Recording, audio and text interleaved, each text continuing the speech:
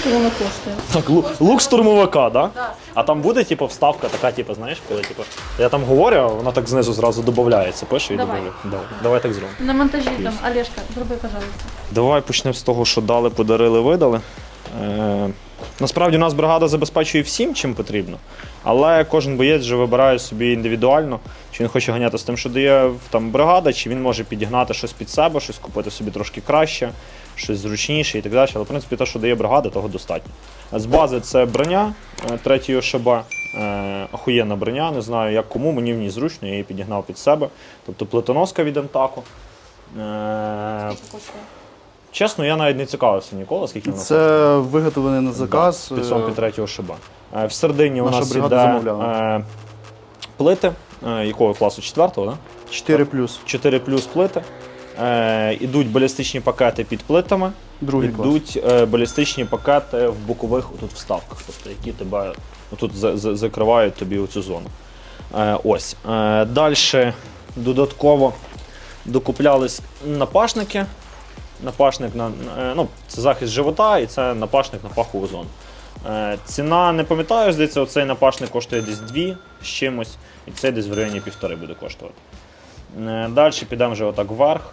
Підсумок, типу як утилітарка, у мене там фонарики, батареї до радійки запасні, енергетична така фігня, фонарик, шнурок обов'язково, щось підв'язати, втримати таблетки. Там від більшості обізбол. Далі у мене тут іде, тут в мене ніхуя зараз, тут в мене батарейки і акумулятори до ПНВ і до GoPro, я там таскаю. Знизу у мене йде турнікет. Турнікет, я не пам'ятаю, які ціни. 1,5, да? Турнікет. Ну, десь Турнікет 35 1,5, доларів. потім оцей підсумок мені вийшов тоді, коли я його купляв 2. Потім йде підсумок під планшет. Так як командир штурмової групи, у мене обов'язково має бути планшет з кроповою. Так, тут всередині, в мене свої приколи, там фотки рідних. І в мене є ще такий вишитий оберіг, це мені подарила подруга. Такий оберіг, такий знак у нас був намальований на М113 на прапорі синьо-жовтому. І його посікло, коли Бабай ганяв на М-ці під час боїв. І прийшлося його зняти, і це мені подруга вишила і подарила. Що це значить? Що це за знак? Кацапи скажуть, що це... Кацапи скажуть, що це нацистський знак, да. Це слов'янський знак, калаврат, тобто, що все... в принципі, хто хоче, може загуглити, там є багато різних значень, але по факту це як круговорот в природі, круговорот всіх сил. Він рахується як оберіг, який оберігає воїнів. І вище у мене теж тут різні приколи, таким світло. І я ще сюди допаковую різну мелоч, можу щось там з їжі взяти мінімально. Альбар і сигарети я щось сюди кладу, щоб було зручно діставати. Далі. Далі в мене йде підсумок. Цей підсумок коштував, я його недавно купляв, в мене до того був інакше. Цей в мене коштував 1700. Підсумок під рацію гривень 500, виходить. Карабінчики для рукавиць і всяких інших приколів по гривень 40. Тут в мене йде гарнітура під рацію. Вона проведена по броні, там в підсумок виводиться. Вона коштує десь близько 1000. Підсумок під турнікет гривень 500 коштує такий. Всередині турнікет, теж десь там 1500 він буде коштувати. Далі у нас йде рюкзак для штурму, я його використовую. Цей рюкзак зручний тим, що він кріпиться до плитоноски і немає цих шлейок, які тебе тягнуть, тиснуть і мішають тобі. Його мені подарили хлопці, але його ціна десь теж в районі 1500 гривень. Всередині у нас знаходиться, так, це я заберу. Гідратор під воду, він зараз пустий, туди вміщається десь 3 літри води. Його видала бригада, я не знаю його ціну. Зручно, що в тебе виведений шланг, хочеш попити, відкрив собі, попив, не треба діставати з рюкзака якісь там бутилки. Збоку в мене йде ніж, це подарок, не знаю навіть приблизно його ціни. Такий цікавий досить. Можна щось порубати ним, якщо треба, щось порізати. От, досить зручно. Далі. Тут у мене йде аптечка. Приблизної ціни я не можу навіть сказати. Сама аптечка, сам підсумок коштував, це ми теж недавно брали комплектацію аптечки, я навіть приблизно не можу знати ціни, бо її переукомплектовували декілька разів. Тут, в принципі, все саме найкраще. Дивись, стандартна укомплектована аптечка, але з китайським турнікетом і з китайськими, бандажами коштує десь в районі 4 тисяч. Ну, це з хуйовим набором. Тут набір може цей коштувати і 8, і 10 тисяч. Аптечка – це дуже дорога штука. Але кажу, нам бригада, зокрема медслужба батальйону, укомплектовує, тобто нема з тим проблем, бійцям не треба думати, де знайти хорошу аптечку. Далі підсумок. Під рацією використовується підсумок з-під магазину, бо я під час бою, у мене є дві рації. Одна рація для роботи з групою, друга рація для зв'язку з командуванням і командним пунктом. Ось. Ну, це просто підсумок з-під магазину закритого типу, я його просто переробив під підсумок для рації. Тут підводиться гарнітура і знаходиться вона в мене ззаді. Антенна прокладається сюди по рюкзаку. Ціни не знаю, десь гривень 500, напевно, коштує той підсумок. Другий підсумок в мене йде під дим.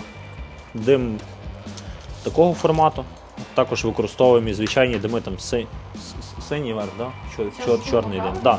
Ну, це можна використовувати для різних ситуацій. Досить потрібна річ під час бою. Ось, ну, підсумок теж десь під нього гривень 500. Далі це йде РПС, розгрузочний ремінь. Він буває різних типів, він буває більший, буває менший, кому який зручніший. Мені зручно, бо він сідає мені на спину, він не злазить, він м'який. Він має знизу таку м'яку зону, вона відцепляється, якщо потрібно. Всередину можна вставити балістичний пакет, додатково для захисту. У мене його поки що немає, але можливо пізніше куплю. Ти купував також? Так, да, це я купляв, це українське виробництво «Воїн волі» називається. Чим охуєнні ті РПС-ки? Тим, що вони прошиті всередині пластиком. Тут я чуть-чуть надірвав по своїй тупості. Там йде всередині пластик і вона тобі не закручується. От хто з військових буде дивитися, вони зрозумієте, що більшість РПС-ок, коли ти їх нагружаєш нормально, вони починають тобі закручуватися, тобі незручно з ними ходити. Ці РПС-ки не закручуються, якщо хочеш на плечову систему, тут є модулі, що можна на плечову систему перекинути. Такі так, як в нациках. Ось. Скільки коштує? Сама, давай так, ми зараз ще пройдемося окремо по елементах, але загалом сама РПС, сам ремінь, з 4 підсумками на гранату, з 6 підсумками на магазини, з сумкою скиду і піддупником, чи як його правильно називати, коротше, з сідушкою, получився мені в 12 тисяч. Це я брав після поранення, бо я до поранення мав такий самий сетап, але він був втрачений під час евакуації. Ось. Ну, але він максимально зручний. Тут підсумки під магазини теж прошиті всередині пластиком, воно не закручується, досить зручно. Ось. Потім запитують, куди військові тратять свою зарплату. В принципі, Ну, коротше, якщо тебе затрьохсотили, все, і пацани десь твої не підсуетилися і не позбирали всю твою снарягу, і їм не було впадло це все тащити, блядь, бо тащиш дохуя з позицій потім, то тобі дуже сильно, блядь, в канал. Ну, якщо десь, блядь, проїбали, це тобі треба шукати, купляти наново, або списувати на бригадному рівні, щоб бригада видавала наново. Але бригада все одно тобі не спише те, що Да, але якщо ти проїбав особисто, ну ти проїбав вже особисто, це вже твої проблеми.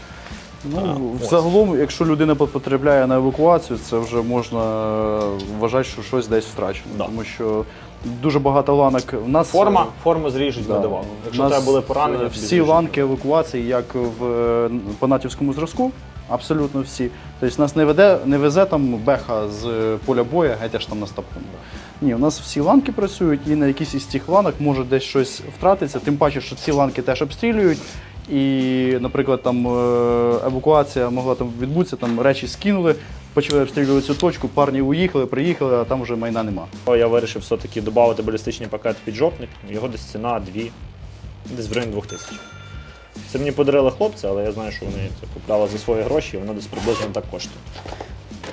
Ось. Калаш. Тут почнеться, я більше ніж певний, що багато буде хейтерів нахіра сучку перевдівати, але я зараз об'ясню, що як і до чого.